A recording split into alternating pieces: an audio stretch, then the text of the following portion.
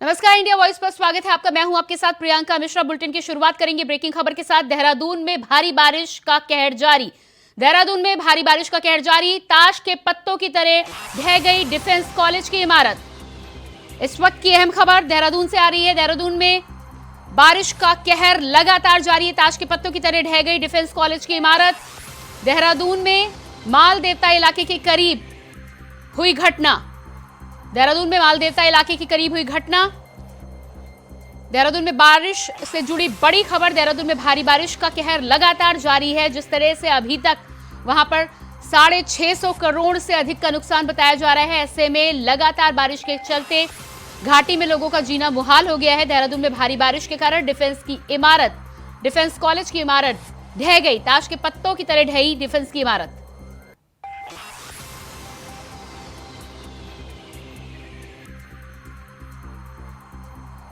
और इसी खबर पर हमारे साथ संवाददाता अभय कैतुरा जुड़ चुके हैं। जी, जिस तरह से देहरादून में जानकारी सामने आ रही है, बारिश का कहर अभी भी जारी है और जानकारी ये भी कि डिफेंस कॉलेज की इमारत ढही है। क्या है ताजा अपडेट? नहीं, बिल्कुल। देहरादून के रायपुर क्षेत्र में इस समय बाढ़ जैसे हालात यहाँ पर बने हुए हैं। पिछले 72 घंटे से जो लगातार बारिश इस क्षेत्र में हो रही है, उस बारिश के चलते जगह जगह जो परेशानियां हैं वो आम जनता की परेशानियां बढ़ती नजर आ रही है। जो नदी नाले जो है उफान पर इस समय देखने को यहाँ पर मिल रहे हैं। और सबसे बड़ी बात ये कही जा सकती है, जो चिंता का विषय ये कि क्षेत्र में जिस प्रकार से नदियां अपने उफान पर है, उसके चलते आम जनता इस समय भय के माहौल में यहाँ पर जीने को मजबूर है। मालदेवता यानी रायपुर के जो मालदेवता का क्षेत्र है, वहाँ पर दून डिफेंस कॉलेज वहाँ पर था, जिसकी बिल्डिंग वहाँ पर गिर चुकी है। बिल्डिंग के अलावा ये कह सकते हैं कि सोंग नदी पर पानी भरने से जो आसपास का जो क्षेत्र था, उन क्षेत्रों में घरों तक में पानी यहाँ पर घुस चुका है। कई रिसोर्ट जो वहाँ पर बने हुए थे, छोटे छोटे रिसोर्ट बने हुए थे, वो वहाँ पर नदी किनारे पानी भरने के चलते डूबने की स्थिति पर वहाँ पर आ चुके हैं। कई गाड़ियां इस समय पानी की जद में वहाँ पर मौजूद है। ये कहा जा सकता है। जी जी, अभय जो तस्वीरें हम देख पा रहे हैं वो बेहद भयावह तस्वीरें यहाँ पर दिखाई दे रही हैं। आपसे ये भी जानकारी चाहेंगे कि वहां पर कॉलेज में कितने लोग थे, क्या कोई जान माल के नुकसान की अभी तक खबर है, क्या जानकारी है उसको लेकर? देखो, दून डिफेंस कॉलेज में इस समय कह सकते हैं कि जब ये हादसा यहाँ पर हुआ, जो बिल्डिंग उस समय गिरी, उस समय किसी के हताहत होने की खबर वहाँ पर नहीं है। क्योंकि पहले से ही ये कह सकते हैं कि जो लगातार बारिश हो रही थी, नदी के कटाव के चलते कॉलेज के जो नीचे का जो जमीन का जो पुस्ता था, वो पहले से ही वहाँ पर ढह चुका था। तो ऐसे में एहतियात और सुरक्षा को देखते हुए कॉलेज से सभी छात्रों को बाहर निकाल लिया गया था, उन्हें सुरक्षित स्थानों पर पहुंचा दिया गया था। जिस समय ये हादसा वहाँ पर हुआ, कॉलेज की बिल्डिंग जिस समय ये ढही है, उस समय कोई भी व्यक्ति वहां पर मौजूद नहीं था। लेकिन ये कहा जा सकता है कि जिस प्रकार से लगातार बारिश हो रही है, ऐसे में जो हालात हैं वो वहां पर और भयानक होते हुए नजर आ रहे हैं। प्रशासन ने अलर्ट मोड पर वहां पर रखा गया है। एनडीआरएफ एसडीआरएफ की टीमों को वहां पर लगा दिया गया है कि अगर किसी प्रकार की कोई हताहत की सूचना पर मिलती है तो त्वरित गति से वहां पर राहत बचाव काम इस समय किए जा सकते हैं। जी बिल्कुल। अबे इसके अलावा जिस तरह से लगातार खबरें आ रही है, जानकारी अभी तक ये भी है कि करीब 650 करोड़ से अधिक का नुकसान हो चुका है। तमाम जगह जहां पर नदियां उफान पर हैं, रेड अलर्ट तो ऑलरेडी वहां पर जारी किया गया है, लेकिन उसके अलावा क्या कुछ एहतियात बरती जा रही है? देखो, अगर आपदा प्रबंधन विभाग की माने तो इस मानसून सीजन में अभी तक लगभग 650 करोड़ से ज्यादा का नुकसान का आंकलन यहाँ पर किया जा चुका है।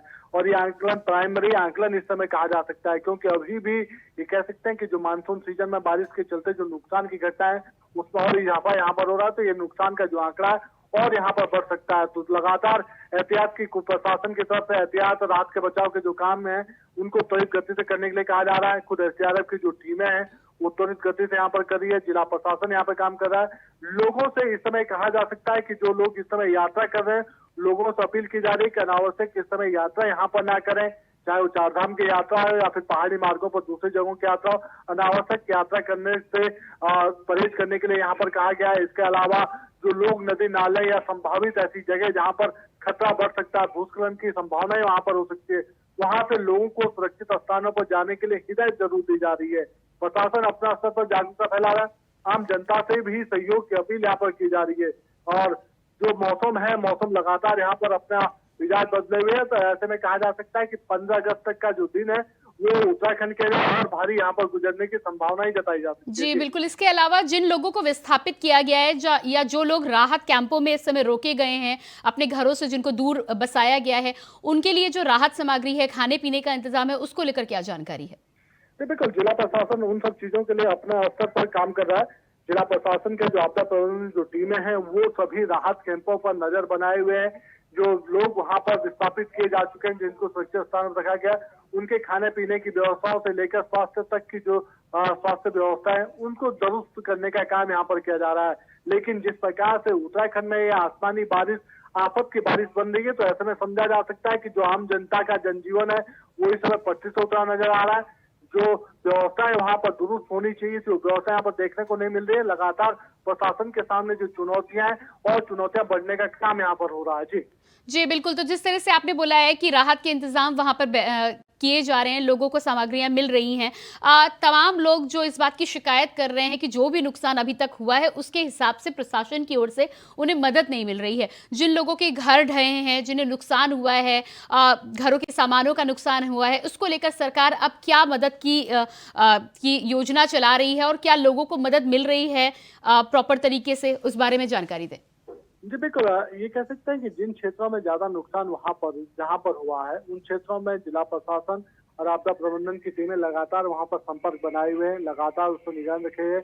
जो लोग ज्यादा प्रभावित यहाँ पर आ रहे हैं उनके लिए सुरक्षित स्थानों पर या विस्थापित जो कैंप यहाँ पर बनाए गए उसको रखने का काम वहाँ पर किया जा रहा है। उनके लिए व्यवस्था यहाँ पर जुटाई जा रही है।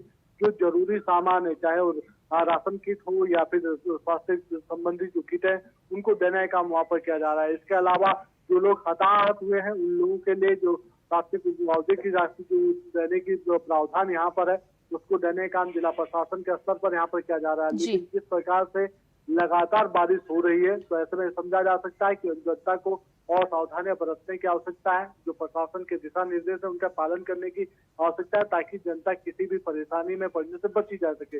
लेकिन ये देखा जा सकता है कि उत्तराखंड में हमेशा ही जो मानसून सीजन रहता है वो आपदाओं का सीजन रहता है। ऐसे में जो चुनौतियां हैं वो सरकार और प्रशासन के सामने दोगुनी हो जाती है।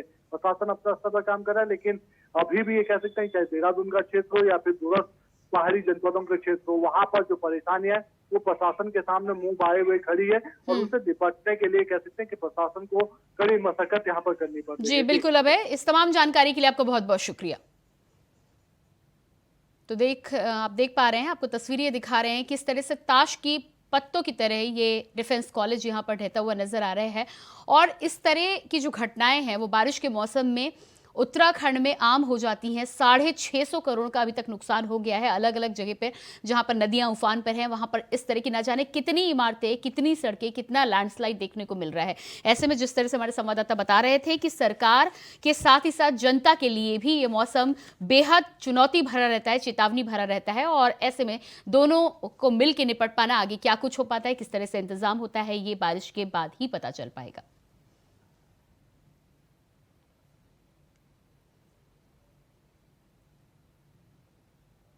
हरियाणा विधानसभा चुनाव को लेकर राजनीति तेज होने लगी है। नेताओं के बयान तीखे होते जा रहे हैं और वोटरों को लुभाने की कोशिशें भी तेज हैं। कांग्रेस राज्यसभा सांसद रणदीप सुरजेवाला का एक वीडियो सोशल मीडिया पर वायरल हो रहा है, जिसमें वह भाजपा के वोटरों और समर्थकों को राक्षस बताते हुए नजर आ रहे हैं। इतना ही नहीं, उन्होंने श्राप भी दे डाला। जो वोट देता है राक्षसों, भाजपा के राक्षस हो तुम लोग। भारतीय जनता पार्टी को जो वोट देता है और भारतीय जनता पार्टी का जो समर्थक है वो राक्षस प्रवृत्ति का व्यक्ति है। मैं आज महाभारत की इस धरती से श्राप देता हूं। अगर पूछना है तो उस बच्चे के, उस बिटिया के, उस बेटे के माँ बाप से पूछो। तो कहता मौका तो दो, नौकरी मत देना, जब मिलेगी मिल जाएगी यार, पेपर में बैठने की इजाजत हो दो। और इसके बाद वाराणसी से अहम खबर आ रही है। ज्ञानव्यापी परिसर में एएसआई सर्वे का मामला। ज्ञानव्यापी परिसर में एएसआई सर्वे का आज 12वां दिन। इस वक्त की बड़ी खबर, अहम जानकारी ज्ञानव्यापी परिसर को लेकर। ज्ञानव्यापी परिसर में एएसआई सर्वे का आज 12वां दिन। ज्ञानव्यापी परिसर में सर्वे को लेकर समय में की गई तब्दीली। एएसआई सर्वे को लेकर समय में की गई तब्दीली। सावन के छठे सोमवार को देखते हुए समय में किया गया बदलाव। थोड़ी ही देर में शुरू होगी एएसआई सर्वे की कमीशन की कार्रवाई। तो ज्ञानव्यापी परिसर से जुड़ी बड़ी खबर आपको बता रहे हैं। लगातार आज 12वां दिन है, सर्वे एएसआई का शुरू हो चुका था। हर दिन एएसआई की 41 से अधिक सदस्यों की टीम ज्ञानव्यापी परिसर में जाकर तमाम टेक्निकल इक्विपमेंट्स के साथ सर्वे कर रही है और छानबीन कर रही है कि क्या कुछ निकलकर सामने आ सकता है। ऐसे में शाम 5 बजे तक चलेगी सर्वे कमीशन की कार्रवाई। श्रद्धालुओं की भीड़ को देखते हुए आज समय तब्दीली का फैसला ज्ञानव्यापी परिसर में एएसआई सर्वे को लेकर लिया गया है। शाम 5 बजे तक चलेगी सर्वे कमीशन की कार्रवाई। श्रद्धालुओं की भीड़ को देखते हुए लिया गया फैसला। ज्ञानव्यापी परिसर से जुड़ी बड़ी खबर आपको बता रहे हैं। ज्ञानव्यापी परिसर में आज सर्वे का मामला, एएसआई सर्वे का 12वां दिन। ऐसे में छठे सोमवार को देखते हुए किया गया समय में बदलाव।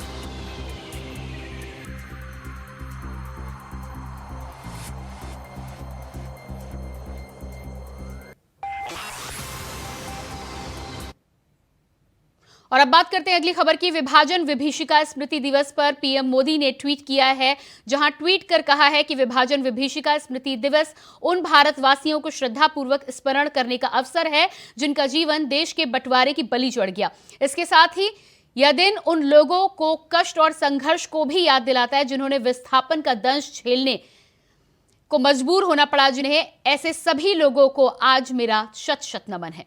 तो प्रधानमंत्री नरेंद्र मोदी ने ये ट्वीट किया है। ट्वीट आप देख पा रहे हैं। विभाजन विभीषिका स्मृति दिवस पर उन भारतवासियों को श्रद्धापूर्वक नमन करते हैं। साथ ही साथ उन्होंने लिखा है कि जिन्होंने भी विभाजन का दंश झेला है या जिन्हें दंश झेलने पर मजबूर होना पड़ा, ऐसे सभी लोगों को आज शत शत नमन करते हैं।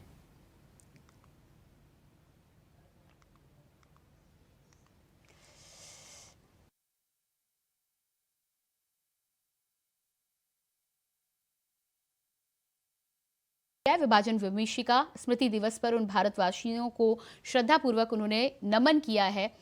पार्टीशन के समय जिन तमाम लोगों को कहीं ना कहीं एक देश से दूसरे देश यहां जाना पड़ा था, जिनका जीवन देश के बंटवारे में बट गया था, ऐसे तमाम लोगों को आज प्रधानमंत्री ने नमन किया है।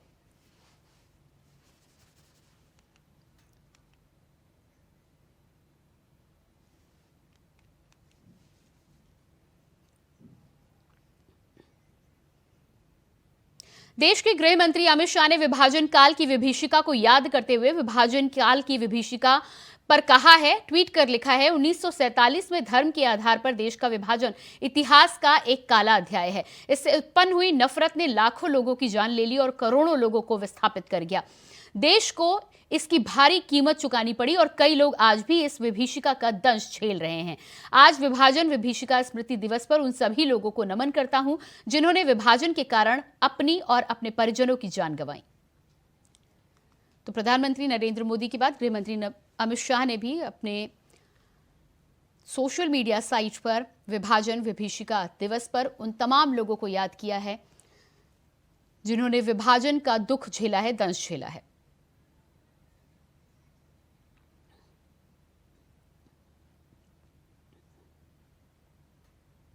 उत्तर प्रदेश के सीएम योगी आदित्यनाथ ने विभाजन काल की विभीषिका को याद करते हुए विभाजन काल पर ट्वीट किया। उन्होंने लिखा कि देश के इतिहास में 14 अगस्त की तिथि कभी न भूलने वाली तारीख है। आज ही के दिन मजहबी और नफरती मानसिकता के कारण भारत के 2 टुकड़े हुए थे, दुखद विभाजन हुआ था, जिसके दुष्परिणाम स्वरूप असंख्य देशवासियों ने यातनाएं झेली और अपनी जान गंवाई। विभाजन विभीषिका स्मृति दिवस के अवसर पर बलिदान हुए सभी नागरिकों को विनयपूर्वक श्रद्धांजलि। इस क्रूर विभत्स यातना के साक्षी सभी नागरिकों के प्रति मैं अपनी संवेदनाएं व्यक्त करता हूं। तो गृह मंत्री अमित शाह, प्रधानमंत्री नरेंद्र मोदी के बाद यूपी के सीएम योगी आदित्यनाथ ने भी अपने ट्विटर हैंडल से विभाजन विभीषिका दिवस पर आज उन तमाम शहीदों को श्रद्धांजलि अर्पित की है जिन्होंने बंटवारे के समय अपनी और अपने परिजनों की जान गंवाई थी।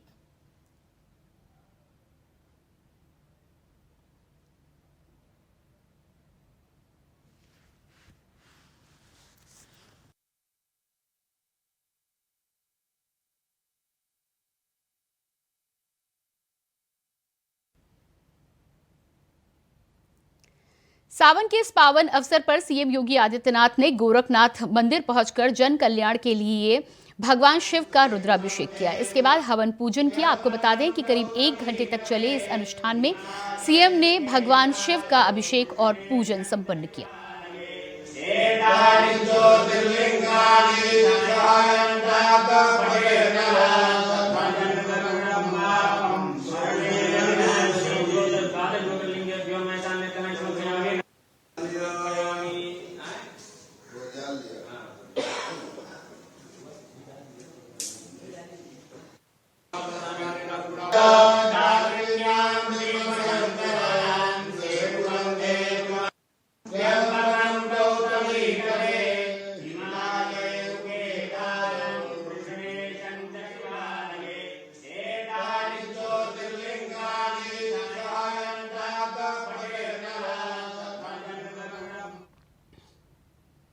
संभल में बीजेपी के जिला कार्यालय पर पार्टी के कार्यक्रम में यूपी सरकार में माध्यमिक शिक्षा राज्य मंत्री गुलाब देवी पहुंची, जहां मंत्री ने कांग्रेस पार्टी पर को जमकर खरी खोटी सुनाई। उन्होंने कांग्रेस को निशाने पर लेते हुए कहा कि आज कांग्रेस पार्टी का कोई नाम लेने वाला नहीं है, कांग्रेस की स्थिति बहुत खराब हो चुकी है। साथ ही उन्होंने कहा कि अगर कांग्रेस ये कहती है कि देश में सब बर्बाद हो गया है तो 2024 कांग्रेस की स्थिति बताएगी कि क्या बर्बाद हुआ है। गुलाब देवी ने कहा कि हमारा देश विकास और तरक्की के मामले में पहले नंबर पर पहुंच रहा है। बीजेपी सरकार में देश तरक्की की राह पर चल रहा है और कांग्रेस का आज नाम लेने वाला कोई नहीं बचा।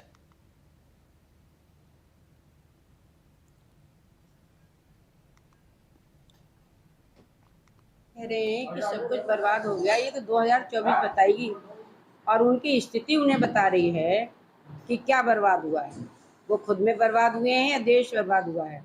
देश तो पहले नंबर पे जा रहा है हमारा, देश की तो कोई तुलना ही नहीं कर सकता, इतनी तरक्की हो रही है, नाम से पहचाना जा रहा है हमारा देश। कन्नौज में सीओ सदर की गाड़ी ने ई रिक्शा को टक्कर मार दी, जहां ई रिक्शा में 5 लोग सवार थे। आपको बता दें कि हादसे के दौरान सीओ सदर गाड़ी में नहीं थे, तो वहीं टक्कर के बाद सीओ की सरकारी गाड़ी फरार हो गई।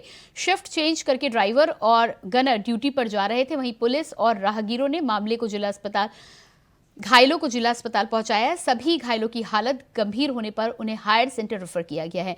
एसएसपी और सीओ सिटी मौके पर पहुंचे। 5 लोगों को रौंदने के बाद सीओ सदर की गाड़ी के सामने का ये वीडियो सोशल मीडिया पर भी वायरल हो रहा है।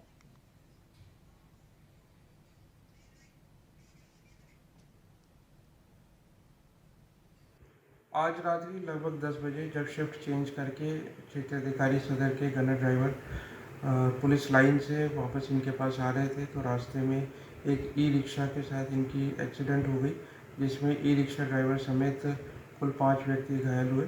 इनको तत्काल पुलिस कर्मियों द्वारा जिला चिकित्सालय ले जाया गया, जहाँ पे इनका इलाज चल रहा है। बेहतर इलाज हेतु आज शाम को करीब 9 बजे के आसपास एक एक्सीडेंट हुआ है, जिसमें 5 लोग घायल थे, एक ड्राइवर और उसमें 4 पैसेंजर थे। चारों इलेक्ट्रॉनिक रिक्शे से बैठ के जा रहे थे, किसी अज्ञात गाड़ी ने उनको ठोकर मार दी, जिसमें से 5 के 5 इंजर्ड है, जिसमें से 2 नरेश और अमित की हालत थोड़ी गंभीर है और 5 को रेफर कर दिया गया प्राथमिक उपचार करने के बाद।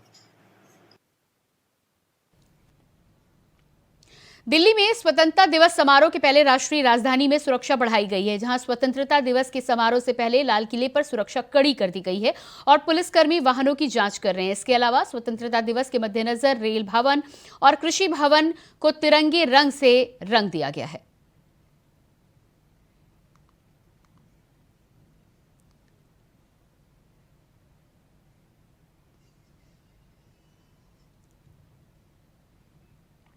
रायबरेली में क्राइम कंट्रोल में नाकाम थाना अध्यक्ष को एसपी ने लाइन हाजिर किया है, जहां एक थाना अध्यक्ष और 2 उप निरीक्षकों के कार्यक्षेत्र में एसपी ने बदलाव किया है। आपको बता दें कि खीरो थाना प्रभारी रहे देवेंद्र अवस्थी को लाइन हाजिर किया गया और देवेंद्र सिंह भदौरिया को खीरो थाने की कमान सौंपी गई है, तो वहीं अरविंद सिंह को शिवगढ़ थाने की कमान दी गई है। क्राइम कंट्रोल को लेकर एसपी आलोक प्रियदर्शी ने फेरबदल किया।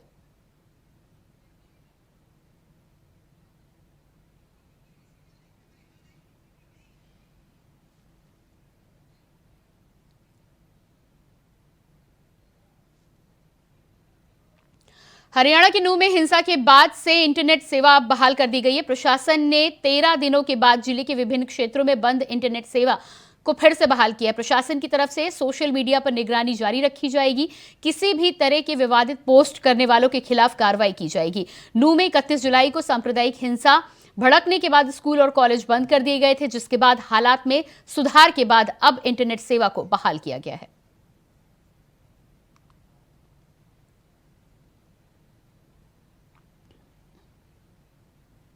उत्तराखंड चमोली के नगर पंचायत पीपल कोठी के मायापुर में देर रात भारी बारिश से भारी नुकसान हुआ है, जहां बद्रीनाथ हाईवे पर मायापुर में पहाड़ से आए मलबे के नीचे कई गाड़ियां दब गईं और सड़कें बंद हो गई। फिलहाल जान माल के नुकसान की कोई सूचना नहीं मिली है।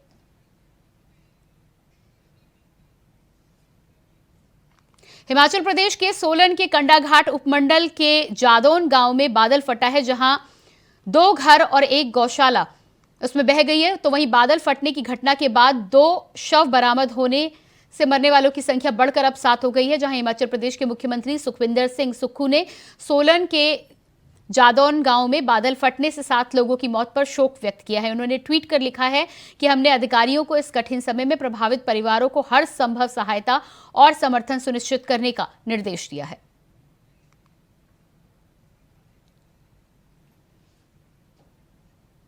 पाकिस्तान से भागकर भारत आई सीमा हैदर अब अपना नाम सीमा ठाकुर बताने लगी है। सीमा का दावा है कि उसने हिंदू धर्म अपना लिया है और लहसुन प्याज तक खाना छोड़ दिया है। अपने आशिक सचिन के पास आई सीमा अक्सर पाकिस्तान की बुराई करती हुई नजर आती है, लेकिन रविवार को कुछ ऐसा हुआ जिसे देखकर लोग हैरान रह गए। सीमा हैदर पाकिस्तान मुर्दाबाद के नारे लगा रही थी। यही नहीं, तिरंगे वाली साड़ी पहनकर वो उत्तर प्रदेश के मुख्यमंत्री योगी आदित्यनाथ और प्रधानमंत्री नरेंद्र मोदी का जयकारा भी लगा रही थी। पाकिस्तान पाकिस्तान पाकिस्तान हिंदुस्तान जिंदाबाद हिंदुस्तान हिंदुस्तान पाकिस्तान पाकिस्तान पाकिस्तान हिंदुस्तान जिंदाबाद हिंदुस्तान हिंदुस्तान पाकिस्तान पाकिस्तान पाकिस्तान हिंदुस्तान जिंदाबाद हिंदुस्तान। भारतीय जनता पार्टी की राजस्थान इकाई के प्रभारी प्रहलाद जोशी ने रविवार को प्रदेश की कांग्रेस सरकार को भ्रष्ट करार दिया है। उन्होंने आरोप लगाया है कि मुख्यमंत्री अशोक गहलोत के नेतृत्व वाली सरकार के कार्यकाल में रोजाना नए नए घोटाले और बलात्कार के मामले सामने आ रहे हैं। राजस्थान की जो जनता है वो पूरा उनको समझ है कांग्रेस पार्टी क्या है, कांग्रेस पार्टी इस 5 वर्ष में क्या क्या, 4.5 वर्ष में क्या क्या किया है वो सब जानते हैं। अत्यंत भ्रष्ट सरकार देश में है तो अभी राजस्थान है। अत्यंत बलात्कार ज्यादा होने का प्रदेश कई है तो राजस्थान है। Paper leak more than 16 time paper leak हो गया है और किसी के ऊपर शुरुआत में तो एक्शन भी नहीं हुआ। हर बार मुख्यमंत्री समर्थन करने का कोशिश करते हैं। तो ये व्यक्ति अभी मोदी जी को बोल रहे हैं, ये तो एक तरह अपहास्य है, ये तो हास्यास्पद है। और इसी के साथ फिलहाल इस बुलेटिन में इतना ही। खबरों के लिए बने रहिए इंडिया वॉइस के साथ। नमस्कार।